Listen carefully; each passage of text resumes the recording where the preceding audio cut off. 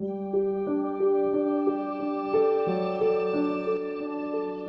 نے ایسا شاعر نہیں دیکھا، نہ اردو میں، نہ عربی میں، نہ فارسی میں، یہ تو میری زبان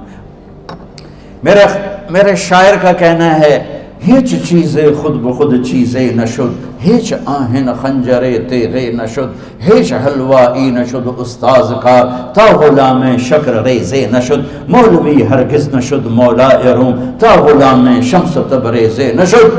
مولانا روم اور شمس تبریز پیر مرید کٹھے ہی ہیں قونیہ میں، ترکی کا شہر ہے قونیہ، ادھر مرید صاحب ہیں، ادھر پیر صاحب ہیں۔ مولانا روم پہ فلسفہ غالب تھا۔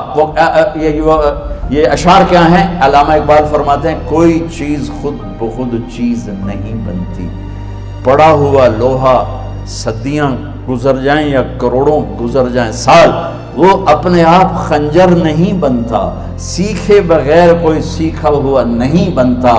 مولوی روم سے مولانا روم بنے جب شمس تبریز میں کے ہاتھوں میں ہاتھ دیا۔ تو اس کی ایک کہانی ہے جس پر انہوں نے یہ ربائی لکھی ہے، یہ انہوں نے نظم لکھی۔ ان پر فلسفہ غالب تھا، منطق، تو وہ تکبر پیدا کر دیتا ہے یہ علم۔ مسجد میں درس ہو رہا ہے اور ان کتابوں کا ڈھیر لگا، ساتھ ہاؤس تھا۔ شمس تبریز دیہاتی حلیے میں آئے، پاؤں میں جوتا بھی نہیں تھا، پگڑ سا باندھا ہوا، تو بڑے بھول پن میں کہتے ہیں مولانا روم سے، اینچیست کتابیں پڑھی تھیں، اینچیست یہ کیا ہے؟ تو انہوں نے دیکھا جاہل، تو انہوں نے بڑے تکبر سے کہا، ایہاں است کہ تو نمیدانی، یہ وہ ہے جو تو نہیں جانتا۔ وہ ایک دم آگے بڑھے، انہوں نے پوری کتابوں کو یوں دھکا دیا تو جا کے حوض میں گر گئی۔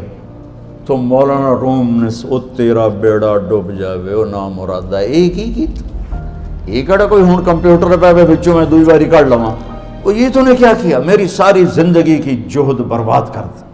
ہم مسکرائے، پانی میں اترے اور ایک ایک کتاب خشک مٹی اڑ رہی اور باہر نکالتے گئے، ساری خشک کتابیں دھول اڑ رہی سامنے رکھے۔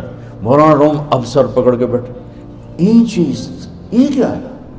تو اب شمس تبریز بڑی معصومیت سے بولے، یہاں است کہ تو نمیدانی، یہ وہ ہے جو تو نہیں جانتا، جو تو نہیں جانتا۔ پھر فلسفہ رہ گیا، منطق بھی رہ گئی، پھر مثنوی مولانا روم وجود میں آئی، جس کا علم آج بھی بہتے چشمے پانی کی طرح